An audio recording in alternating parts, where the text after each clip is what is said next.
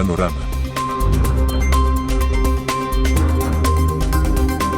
Gracias a El Urbano News. Muy buenos días, qué gusto para mí poder saludar. Es un privilegio para mí estar con ustedes a través de los dos canales, el UNSB y El Urbano News. Esta mañana me visita un buen y viejo amigo. Me refiero al maestro Giovanni Galeas. Él es un reconocido escritor, periodista, ensayista, ampliamente valorado en el ámbito político, literario nacional, por su estilo directo, reflexivo y profundamente crítico de las estructuras tradicionales de poder. Quiero dar la más cordial bienvenida al maestro Giovanni Galeas. Galeas, como en el pasado, qué alegría verte. Gracias, igualmente, y gracias, qué bonita presentación. Ahí hiciste una combinación de elementos que seguramente no merezco, pero que me gustaría merecer, obviamente. Bueno, es un placer para mí volver a estar contigo. Si no había estado, a pesar de que hicimos un programa donde yo te aseguré que yo iba a estar con más frecuencia contigo hace no recuerdo si hace 3 meses. Casi un año ya, casi un año. Ha pasado bastante agua bajo el puente. Sí, es porque en realidad yo he estado en dos cosas. Uno, bastante ocupado en los últimos meses, y dos, porque yo me estoy replanteando todavía, no he terminado ese proceso, mi política personal de comunicaciones, personal, no hablo de institución, sino la mía, personal, y estoy llegando a algunas conclusiones recientemente, he empezado a hablar de eso, pero esas han sido las dos razones, sobre todo la primera. He estado bastante ocupado y no solo visitas a medios han sido pocas, sino que también he desatendido un poquito la única red social que tengo hasta ahora, que es X, y recién empiezo a retomar eso. Bienvenido, Giovanni. Gracias. A ustedes, gracias por la sintonía. Leemos sus comentarios, reporten la sintonía. Ustedes lo pidieron que subiera Giovanni. Aquí está con nosotros el maestro Galeas.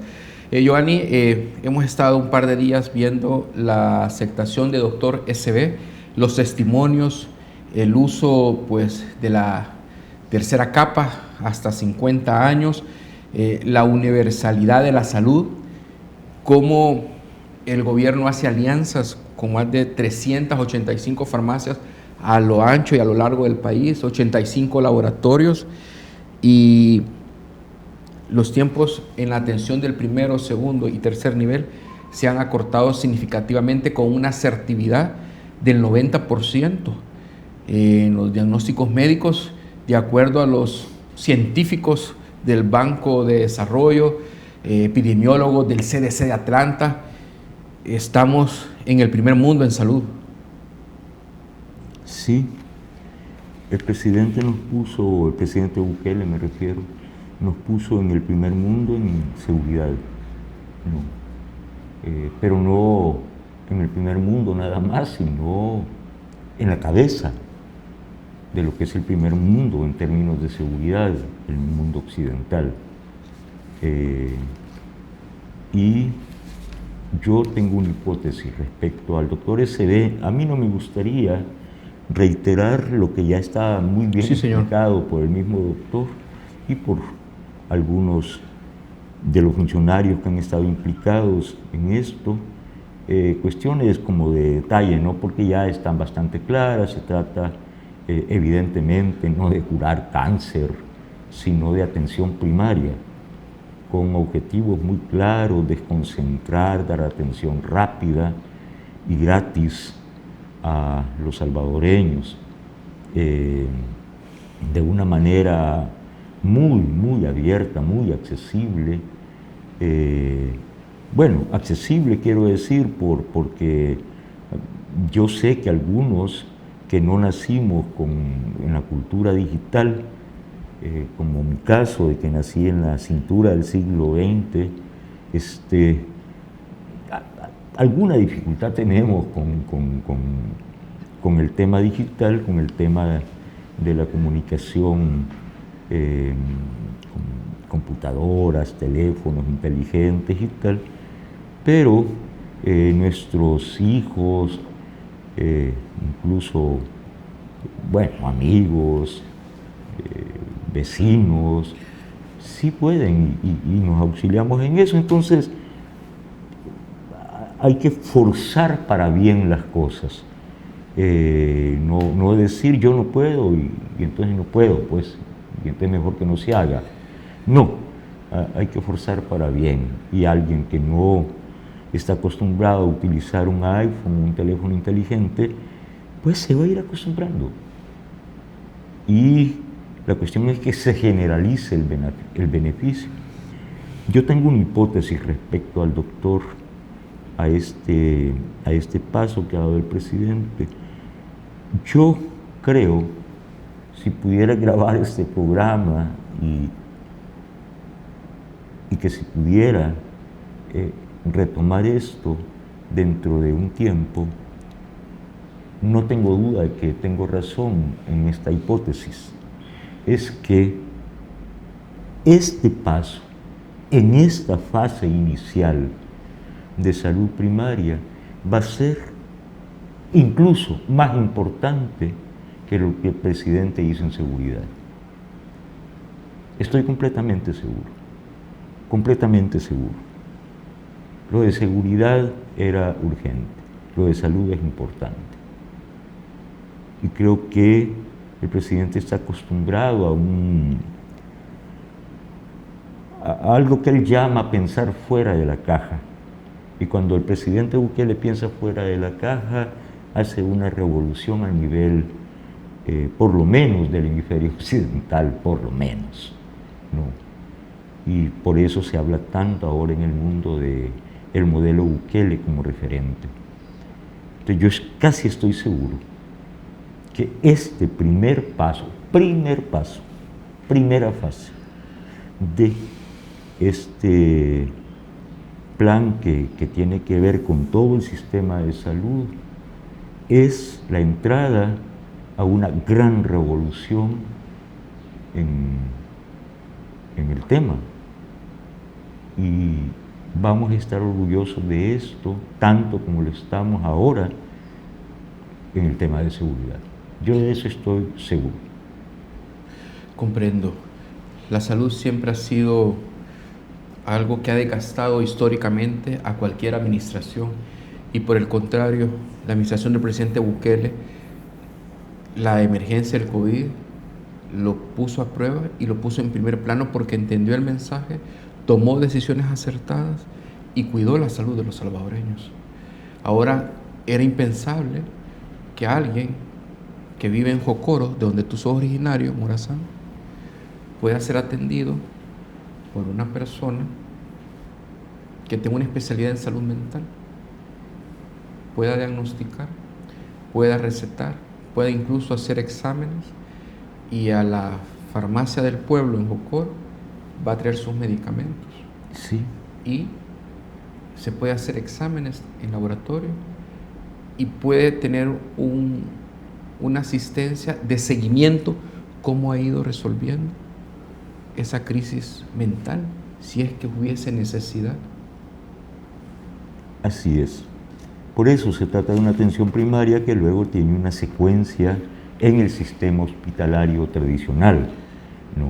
Pero hay un primer paso de aproximación, sí, que no necesariamente la persona de Jocoro tendría que moverse de Jocoro a San Miguel o hasta San Salvador para pasar una consulta por una gripe, por un malestar estomacal, la diabetes, sí, sino que lo puede hacer sin moverse, claro, y luego ir a recoger su medicina gratis sin moverse hasta San Miguel, San Salvador, por ejemplo. No, lo más cercano posible. Esto es amable. Este es un sistema amable y quiero decir que no, al estar basado en plenitud en el auxilio de la herramienta que es la inteligencia artificial, somos el primer caso en el mundo. Sí. Así como sucedió en el tema de seguridad, ¿no? Los primeros en desatar toda la fuerza del Estado en contra de la criminalidad. Y al decir toda la fuerza del Estado, es decir toda la fuerza del Estado. Comprendo. Perdón. Sí, estamos transmitiendo a través de nuestros canales en YouTube, Tribuna SB y Urbano News. Denos like, comparte el contenido. Estamos hablando de lo que es este nuevo modelo de atención en salud. Está con nosotros el maestro Giovanni Galeas, que nos visita por primera vez en este set de Panorama, que es para ustedes. Que yo les digo, suscríbanse, compartan el contenido y regalen los likes. Eso es lo que podía decir yo esta mañana. Luego vienen otras lecturas en donde existen voces, en donde viene un discurso de crítica de la construcción de un falsus verum, y reviso las redes del maestro Galeas y me encuentro con un mensaje en X extraordinario, y voy a permitírmelo leerlo, maestro Galeas, porque han habido voces como las del Colegio Médico que ha certificado y avalado este programa. Sí. Ha dicho su presidente, vamos a dar el beneficio de la duda, creemos en él, estamos a la vanguardia. Pero hay otras voces que están hablando de privatización. Sí. Y tú respondes así: en un momento de máxima irritación, echarle una soberana y sonora puteada a un imbécil es legítimo, pero eso debe ser una excepción, no la norma. Exacto. Creo que yo expresé en ese tuit parte de lo que ha sido esto que comentaba anteriormente, de una reflexión sobre una política de comunicación personal. Yo, nadie de los que frecuentan estos programas de reflexión política, como el tuyo, Tambakis y otros, nadie ignora que yo he sido siempre muy tenaz al decir: hay que ser muy vigoroso al defender las ideas políticas que uno sostiene. Hay que defenderlas con mucho vigor, con toda la fuerza posible, sin timidez, sin doblez. Eso creo que es una característica de mi posición y me ha costado, bueno, amistades, en fin, afectos, y me he ganado unas puteadas a la vez. Claro. Bueno, está bien, pero creo que eso es necesario. Pero en el replanteamiento de esto, creo que en este tuit yo expresé algo que para mí es importante. No, te lo digo se lo digo a los amigos que nos están oyendo de manera muy breve. Miren, los rusos de la peor etapa, los soviéticos, de la peor etapa del comunismo internacional, de eso que llamábamos Movimiento Comunista Internacional, los soviéticos, cuando ya se había muerto Lenin y llegó un tipo tenebroso, realmente un criminal patológico al poder, que era Stalin, Joseph Stalin, mató a casi toda la cúpula del Partido Comunista Leninista, que era el que había hecho la revolución y había hecho el plan. Intelectuales de la talla de Bukharin, de Zinoviev, de Bukharin, por ejemplo. Bueno, terminó matando a León Trotsky, pues, que claro, es el segundo de Lenin, en realidad. Claro. Asesinándolo de manera tan vil como lo mandó a hacer Stalin, ¿no? En fin, en ese proceso, cuando Stalin ordenó los procesos de Moscú, que así se conocen, a quienes acusaban, que eran a los líderes colegas de Lenin lo sentaban en el banquillo del acusado y el fiscal, que se llamaba Vichinsky, no se refería a ellos como señor Zinoviev, señor Bukharin, sino que les decía: tú, alimaña, tú, insecto, tú, cucaracha, traidor a la patria, ¿qué tienes que decir a esto, a esto, a esto y a esto?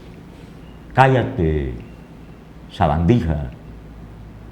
Bueno, ese era el tratamiento que se le dio durante el proceso estalinista, que mató a millones, no a miles, a millones de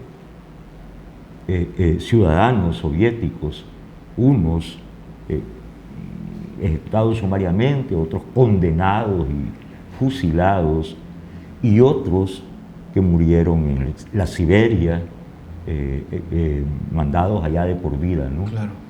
Bueno, allí se puso de moda, creo que por primera vez en historia, de manera generalizada, que el sistema promueve un adjetivo concreto para al que considera su adversario. Tú no eres un ser humano, tú eres una rata, una cucaracha, un insecto. Y eso fue en los años 30. En los años 60, 30 años después, en Cuba, cuando triunfa la Revolución Cubana, a quienes no estuvieron de acuerdo con el proceso liderado por Fidel Castro o con la Revolución Cubana, se les empezó a llamar gusanos. Era lo mismo, negar su condición humana, su calidad de persona. Ustedes no son seres humanos, ustedes son gusanos. Y se normalizó, se generalizó. Quien no estaba con la revolución, con Fidel, era un gusano. Y de ahí vino todo lo de la gusanera de Miami, ¿no? Sí. Así se le conocía. Los cubanos americanos, ¿no? Sí. Así eran identificados. Sí. Gusanos, en un caso, insectos, cucarachas, bichos allá en soviético, luego el caso cubano. Eso se ha generalizado y se ha utilizado los adjetivos superlativamente negadores de la condición humana del adversario. Bueno, aquí en El Salvador nos está pasando algo, que es que de repente, bueno, para los adversarios empezamos siendo nosotros los que apoyamos este cambio en El Salvador. Nos empezaron diciendo golondrejos, después focas, y bueno, y después a mí ahí solo basta con que últimamente ni bloqueo, pero ya lo hago sistemáticamente, voy a bloquear otra vez, pero ahí van a ver la cantidad de adjetivos que a mí me ponen solo por apoyar este proceso de cambio. Pero bueno, entonces golondrejo, focas, tal y tal, pero nosotros respondimos. Cuando digo nosotros incluyéndome. Sí, señor. Diciéndole gorgojos. En mi caso, creo que en un programa contigo, cuando esta señora del partido Vamos, Claudia Ortiz, hizo un tuit o un X diciendo no sé qué de los sopilotes, en un programa contigo dije, ella es una sopilota, por esto, y empecé una serie de tuits en la que ya no le decía el nombre, sino decía la sopilota esta. Y se retomó. Y durante un tiempo todavía a esa señora le dicen sopilota. O sea, yo no me estoy excluyendo de ese tema, de decirles imbéciles. Hay un tuit que lo describe perfectamente y es en atención al tema de seguridad. Dijiste tú, llamar imbéciles a quienes proclaman que estábamos mejor en tiempos de las pandillas no es un insulto, es una descripción. No entender la diferencia es confirmar la imbecilidad. Sí. Ahí creo que hay que estar, allí en ese terreno o interregno está el replanteamiento de la política comunicacional. Cuando yo le digo imbécil a alguien, no estoy insultándolo, estoy describiéndolo. Esta es una situación. Si alguien me dice que vivía mejor con las pandillas, pues hombre, ¿qué quiere que le diga?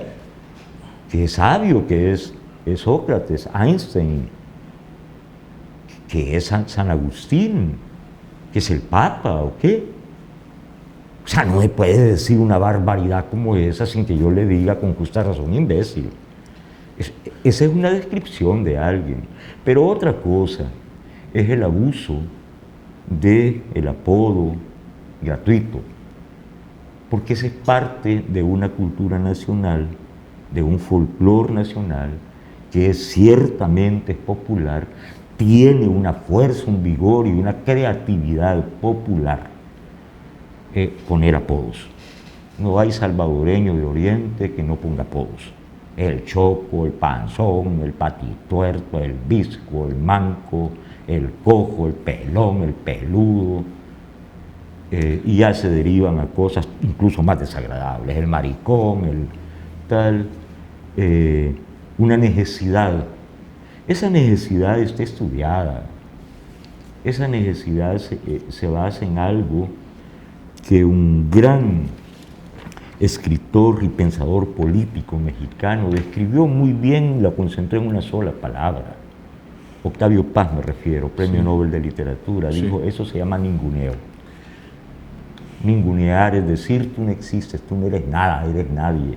Y si existes, existes como cucaracha, como gusano, como, en fin, como lo peor. Ahora, tú has desarrollado esto de la imbecilidad. Sí, aquí, esa es una descripción. Sí, sí, aquí dice una y otra vez la misma historia de la mentira, que dura menos de 3 doritos. No se cansan. Qué triste es ser imbécil y por lo mismo irrelevante. Ni modo. Sí, es que allí, por eso insisto que estoy replanteando este tipo de comunicación que al final no nos lleva mucho. Al final es una suma cero. Me van a perdonar los amigos que nos están viendo y escuchando, es el viejo, sí, puta yo, pero más puta vos. Y quedamos en lo mismo. Cero guarismo, quedamos en lo mismo, ¿no? Sí, soy puta, pues, pero más puta vos. Y entonces puta y puta. Y se arma la casa de putas. Pero ese no es el horizonte que nosotros queremos para nuestro país. Este no es el horizonte que queremos para nuestro país. No. Cuesta, porque es una cultura popular la del ninguneo. A mi adversario lo destruyo. Eso que ahora a mí me cuesta asumirlo, pues, porque he dicho no soy de esta generación, a eso que llaman hate. Los hate. Es hate contra hate. Es me odias, te odio igual. Ah, que yo soy foca, vos sos gorgojo. Bueno, ¿en qué estamos, pues? ¿De qué salimos con eso? Y yo he dicho algo. ¿Han oído ustedes al presidente Nayib Bukele referirse a la oposición como gorgojos? No. El presidente Nayib Bukele dijo, tenemos una oposición pequeñita, pero rabiosa. Rabiosa es un superlativo de furibundo, es razonable, es una descripción. Pequeña es una descripción, no es despectivo, no es insultante. ¿Han oído al presidente Bukele insultar a la oposición? No. ¿Y por qué no voy a tratar de emular al presidente Bukele yo?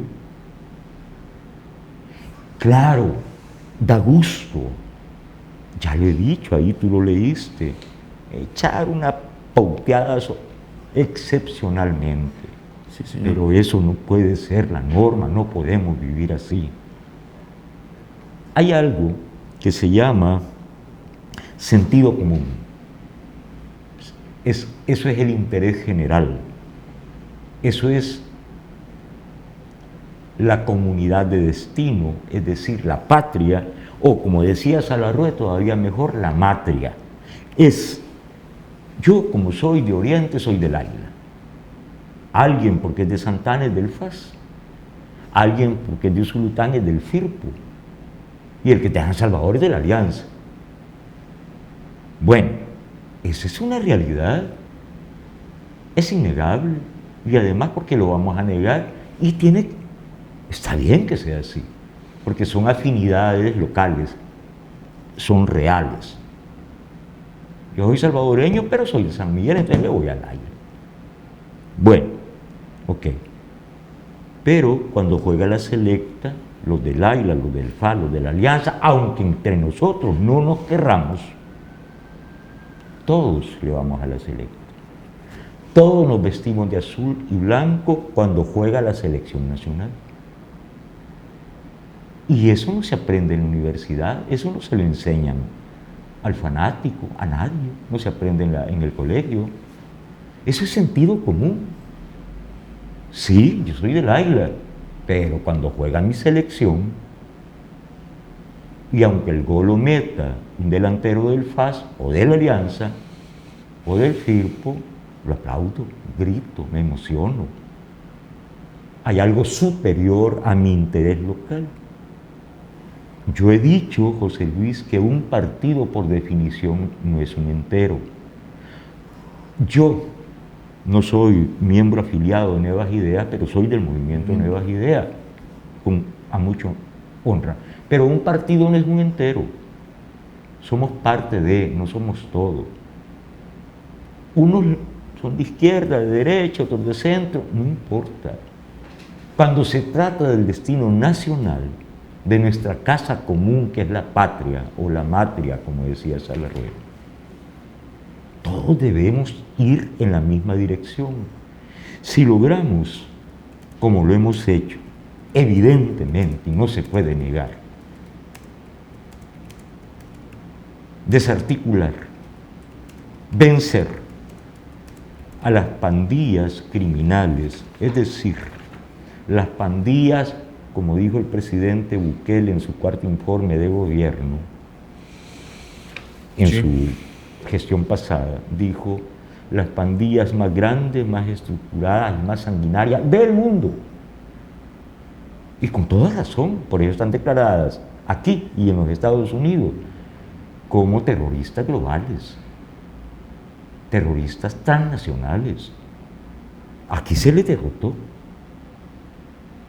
Bueno, alguien puede ser de izquierda, de derecha o de centro, pero ante ese problema, todos somos salvadoreños. Todos somos salvadoreños. ¿Cómo no vamos a estar de acuerdo en erradicar ese cáncer que nos estaba matando como país? Lo logramos. Con el 90 y tanto % de apoyo al comandante en jefe, al que está en el puesto de mando, que es Nayib Bukele. Hay un grupo muy pequeño, de voceros de la oposición que no están de acuerdo y quieren que dicen incluso que vivíamos mejor que las pandillas. Bueno, no le voy a decir insecto, ni cucaracha, ni gusano, pero sí le voy a decir imbécil. Porque en base al sentido común no puedes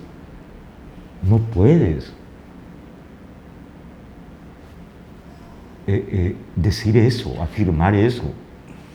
Eso está en contra de tu nación. Quiero cerrar esta reflexión con algo que me importa mucho. Mira, yo he estado discutiendo mucho con amigos, amigas y amigos, gente que quiero muchísimo de la diáspora.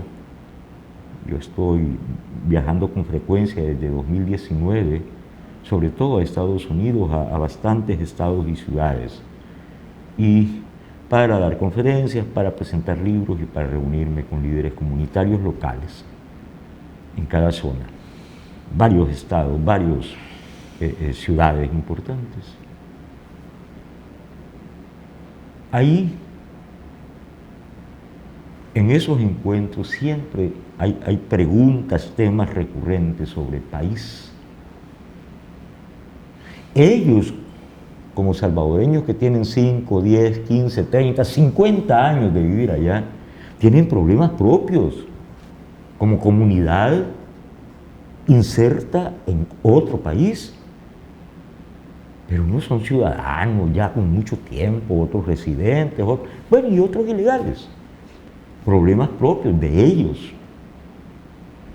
Pero todos saben que tenemos una casa común, ellos y nosotros, los que vivimos aquí. Esa casa común es El Salvador.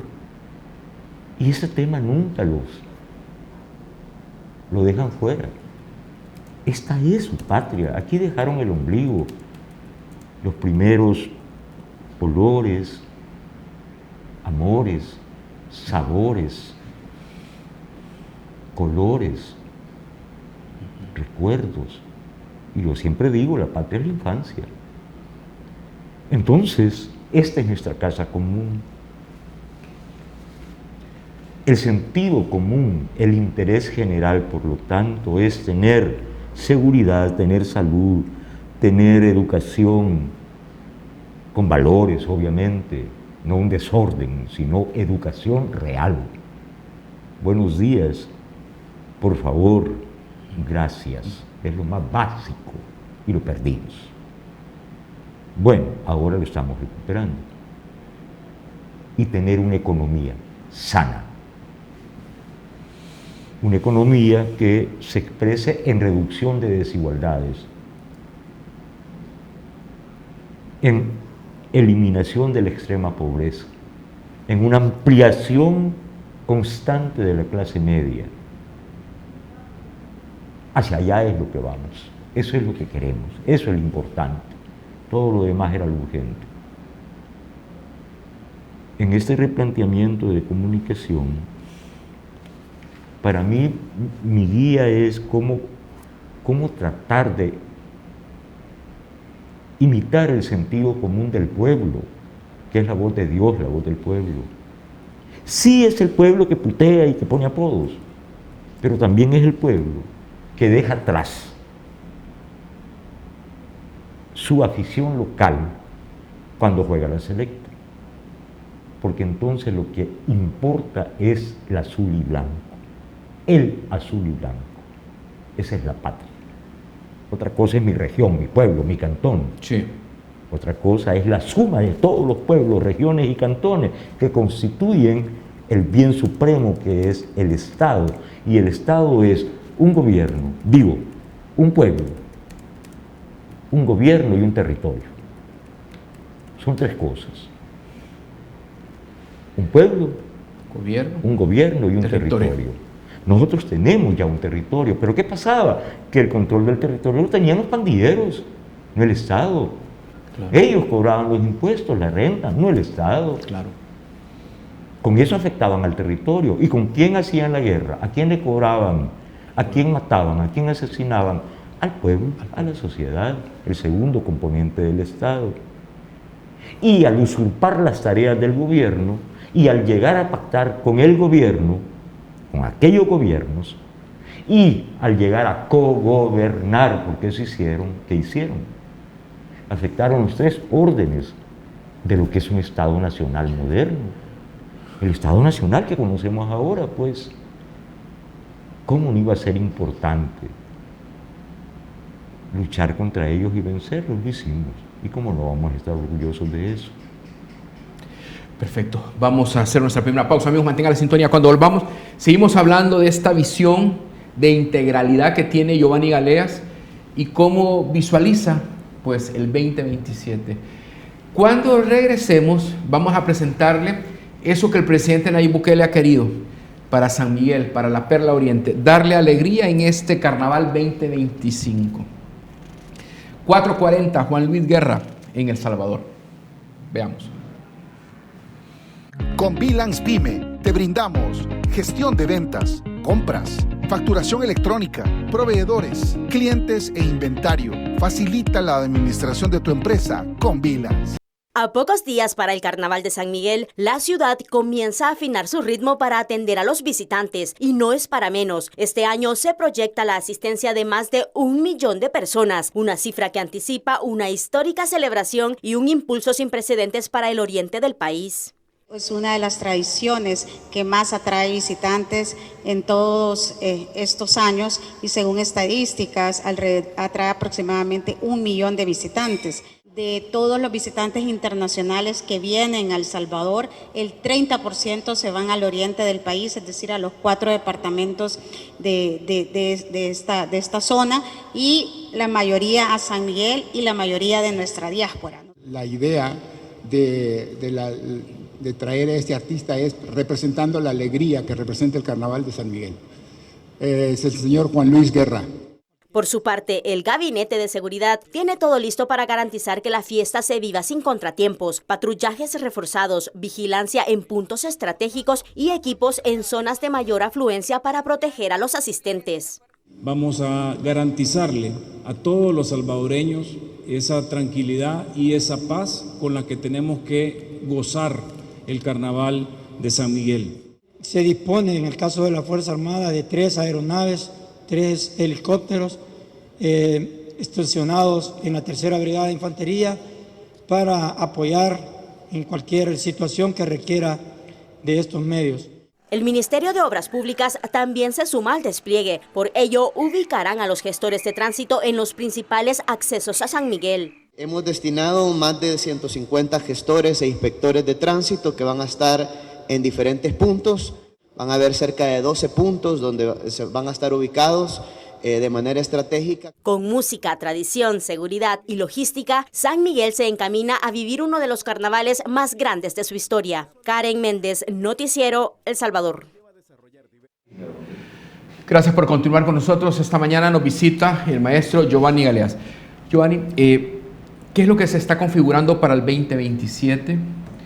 Todavía el señor presidente de la República no ha tomado una decisión, pero cada vez estamos observando las acciones que se están desarrollando que van encaminadas al fortalecimiento de poder atender a la población salvadoreña. Vemos la materia de educación, que tú ya hablabas de la campaña Valores, vemos este plan de protección civil, que incluso que comenzamos a ayudar a otros países en calamidades como ha sido pues Jamaica con este huracán, y vemos cómo viene el candidato a la presidencia en el volataje de Chile y viene a hacer un spot al centro histórico y dice, vamos a hacer lo que ha hecho el presidente Bukele. ¿Y qué es lo que ha hecho el presidente Bukele? Respetar la ley, que se respete la ley. Vemos al diputado brasileño Bolsonaro que viene a ver el SECOT. Se ha anunciado que en diciembre nos va a visitar el presidente de Costa Rica, Rodrigo Rodríguez.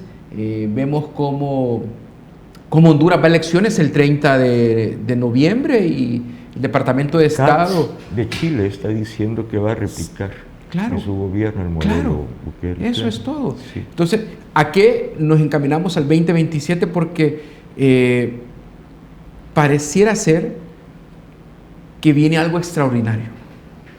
Yo creo que sí, José Luis. Nosotros estamos bendecidos en esta nueva etapa de El Salvador y nos lo merecemos, porque estuvimos en unas condiciones tan deplorables, tan dolorosas, hemos pagado tan caro nuestros errores, que como país, durante más de 200 años, José Luis, es que desde el día 1 de nuestra independencia hasta el 2019, hemos sido víctimas de un sistema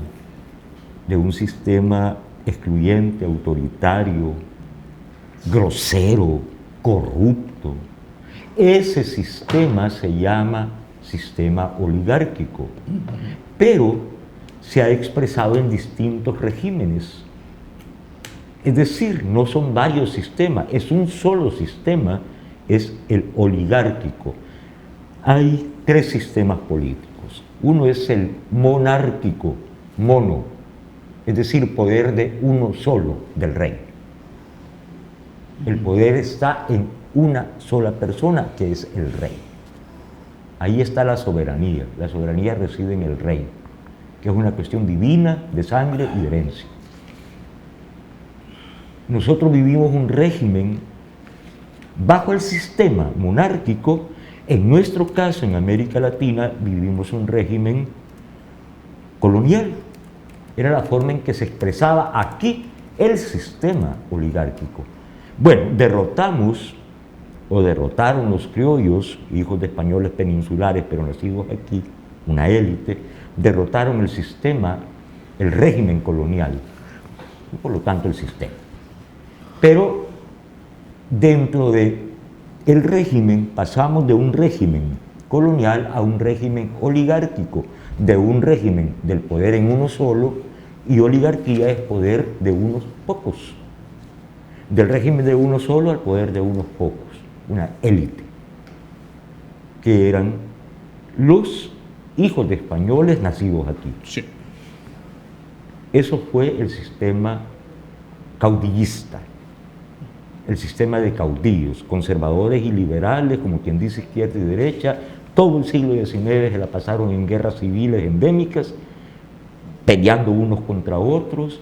No avanzamos nada durante el siglo XIX y terminó el régimen de caudillo entrado el siglo XX. En el siglo XXX, ya cansado, el régimen de caudillo fue cancelado y nació otro régimen, fue sustituido por otro régimen, el régimen militar que inauguró Hernández Martínez con aquella matanza de 1932 de obreros y campesinos. Pero seguíamos bajo el mismo sistema oligárquico. Cambió de régimen, de caudillismo a militar. En los 70 a finales, el 79, se cancela el régimen militar con un golpe de Estado en octubre del 79 y pasamos a un régimen de guerra. Se abre la guerra civil. Ese fue el régimen de guerra. En 1992, 12 años después, pasamos del régimen de guerra mediante un pacto que hicieron las partes enfrentadas, pasamos a un régimen bipartidista pactado allá en Nueva York y firmado en Chapultepec, en la que se repartieron las instituciones y se diseñó ese otro régimen bipartidista, donde hoy tú gobiernas tú, después gobierno yo, tú te haces de lobo Pacho, yo también, y cero guarismo, quedamos en lo mismo porque el país no avanza. Va del estancamiento al retroceso y se avanza un poco, luego se estanca y luego retrocede de nuevo. Seguimos bajo un mismo sistema, pero con diversos regímenes. El bipartidismo, la gente se cansa, dice, ya no queremos esto.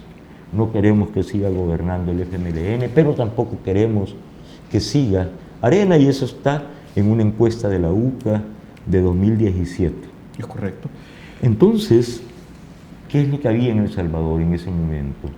Había un momento decisivo en el que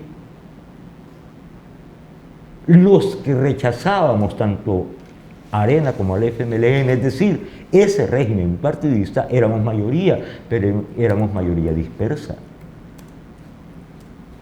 No nos reconocíamos entre nosotros mismos.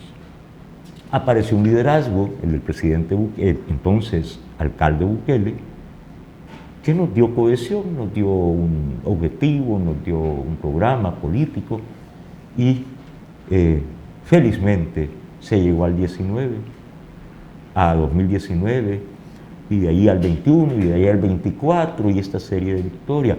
¿Qué? Lo que tú me preguntas, estamos ante el 27, ¿qué es nuestro objetivo? Lo que hemos logrado hasta ahora, ¿vamos a regresar al pasado?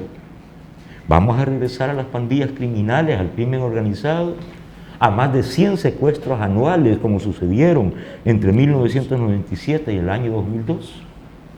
100 secuestros, eso no los hacían las pandillas, esos eran aquellas bandas del Gio, el Tacoma Cabrera, el Chele Papaya, la de Palacios Luna. Esas eran otras bandas, la de Sabino el Malo. Sabino López Presa. Sí, y después las pandillas. Vamos a regresar a eso, a esa maldición.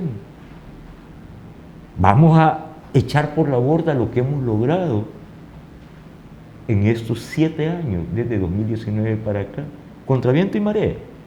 No estamos locos los salvadoreños, locos habrán algunos. Pero nosotros, la mayoría, no tenemos sentido común. Entonces tenemos en el 27 un desafío profundo. Es, uno, que gane el presidente Bukele nuevamente.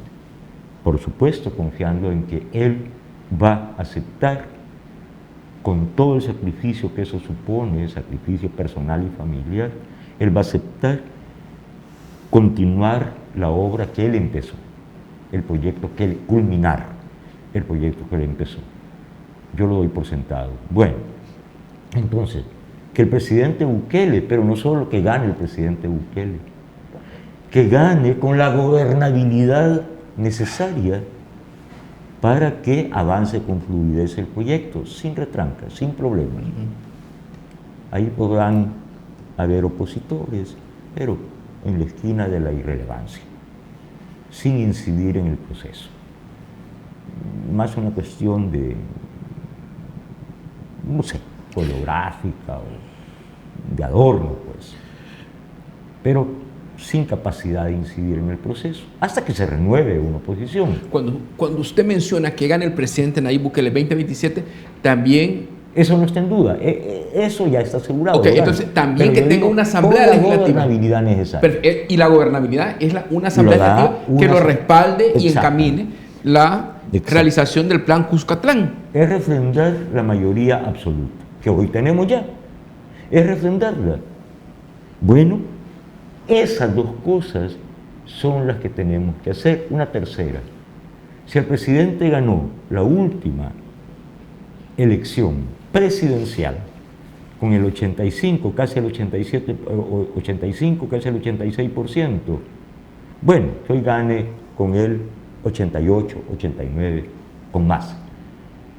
Pero que gane el presidente Bukele y que gane con la suficiente gobernabilidad. Todos los otros problemas se resuelven en el camino. Todos los otros problemas los resolvemos en el camino.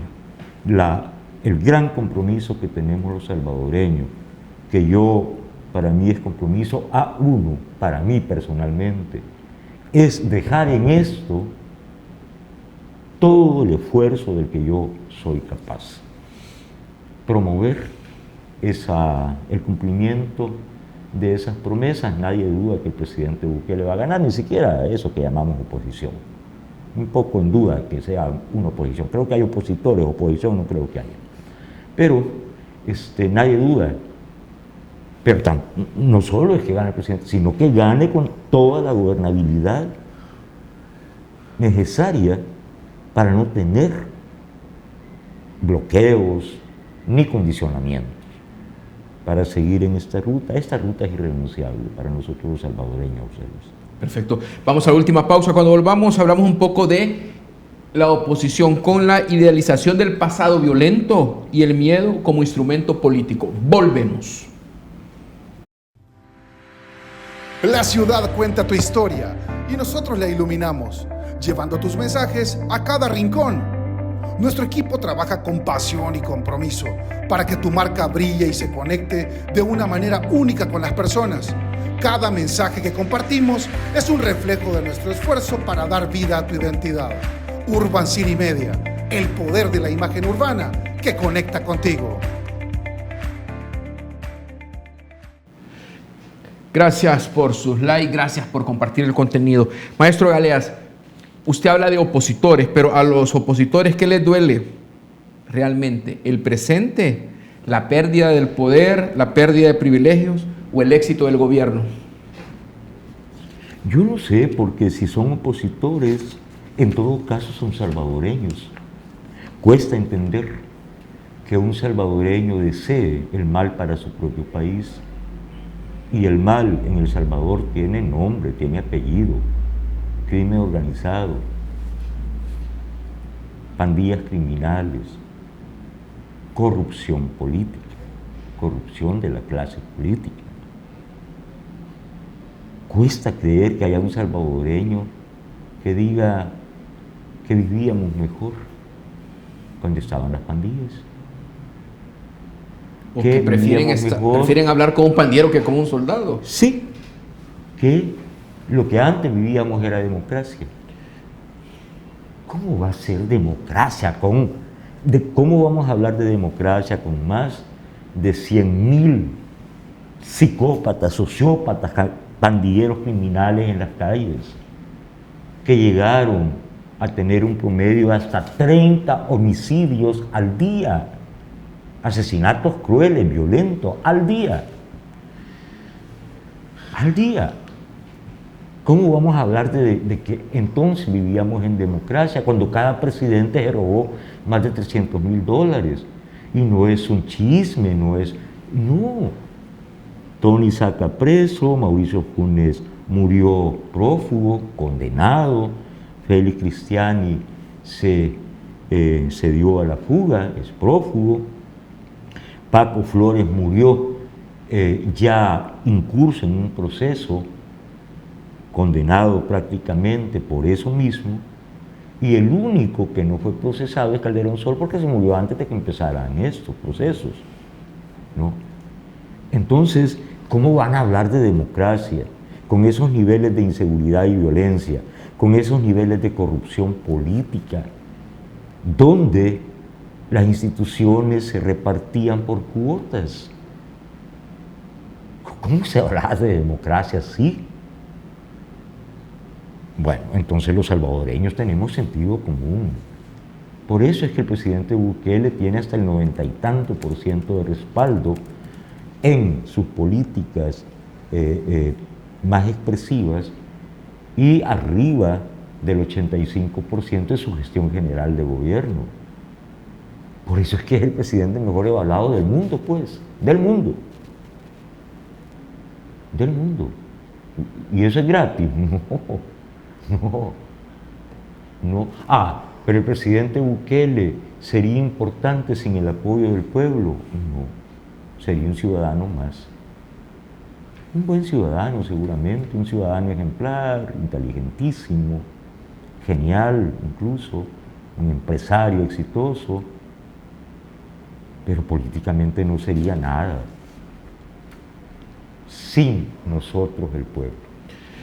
¿Considera usted que el pueblo va a mantener esa confirmación sobre la manera de conducir del presidente Nayib Bukele, las decisiones que ha tomado y los beneficios que ha llevado a la familia salvadoreña?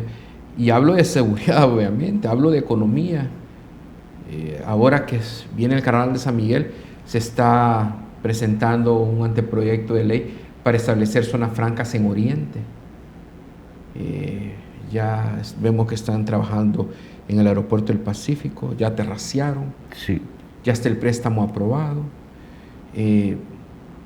La población va a regresar a las urnas para apoyar al presidente Nayib Bukele. Con la diáspora que usted habla permanentemente, no tengo dudas, pero la población de acá hay un hecho que está lo confirma. Presente.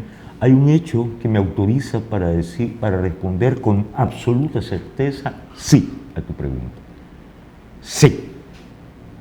Vamos a refrendar al presidente Bukele. Hay un hecho en secuencia. Uno, el presidente Bukele derrota al régimen bipartidista, a Arena, al FMLN, todo el poder fáctico y todo el poder institucional en 2019.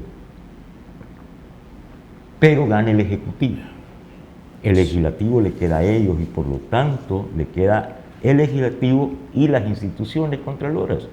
Fiscalía, Corte Suprema, Sala de lo Constitucional, Corte de Cuentas, lo tienen ellos durante 2 años. El pueblo salvadoreño hace ganar al presidente Bukele primero, con un 55% sí. de los votos. El 21 le da lo que el presidente necesitaba, la mayoría calificada, en 2021. O sea, refrendan al presidente Bukele y le da más diputados y eliminan a los diputados prácticamente a cero, a la irrelevancia de la oposición, para darle gobernabilidad al presidente Bukele. Un segundo movimiento en el 21. En el 24 pasa en las urnas pacíficamente, sí. Y el pueblo le da no mayoría calificada, sino mayoría absoluta. Absoluta. Ese es el top, más allá no hay. Bueno, y lo reelige como presidente el 24. Entonces estamos ante 3 pasos. ¿Qué señal hay de que esta secuencia se quiebre? Ninguna. El presidente sigue teniendo los números que tiene en aprobación y sigue haciendo las cosas tan bien que difícilmente puede haber una mínima señal en sentido contrario. Perdón por la redundancia, al contrario. Pronto se va a inaugurar el Hospital Rosales, van a haber otras inauguraciones, están avanzando megaproyectos que pronto serán entregados de manera tal que va a estar en el año 27 en condiciones muchísimo mejores de las que está ahorita. Y se puede estar mejor que el presidente Bukele, siendo el mejor evaluador del mundo. Bueno, así apreciamos nosotros los salvadoreños el acierto de un liderazgo que nos sacó de la calle de la amargura, literalmente, y nos ha puesto a ser referente mundial como modelo. Entonces, bueno, yo no tengo ninguna duda. Giovanni, quiero agradecer la oportunidad que me has dado de reencontrarme contigo esta mañana, platicar, ponernos al día y siempre tener esa frescura de tu visión de país y todo el trabajo que se hace desde la presidencia, incluso con el doctor Félix Ulloa. Hemos visto cómo la semana pasada recibió las cartas credenciales de 2 embajadores, sí. 2 embajadores en para El Salvador, concurrentes en Guatemala, concurrentes en México, pero te agradecemos la oportunidad que nos has dado de escucharte. Gracias, José Luis, y aquí vamos a estar ahora con más frecuencia porque andaba haciendo unos mandados ahí fuera del país, pero ya terminé esa tarea y entonces voy a tener un poco más de tiempo y en cuanto necesites mi presencia, pues aquí estaré contigo. Sabes que me da un gran gusto y que ya tenemos un buen rato colaborando en este tema de la comunicación. Un saludo a tu audiencia, un fuerte abrazo. Gracias. Es Giovanni Galeas, usted lo puede encontrar en múltiples plataformas de Galeas Libros. Gracias a ustedes por esa feliz sintonía. Nos encontramos en una próxima emisión de Panorama, siempre a las 6 de la mañana, con los 2 canales en YouTube, Tribuna SB y Urbano News. Hasta la próxima, si Dios lo permite. Muy buenos días.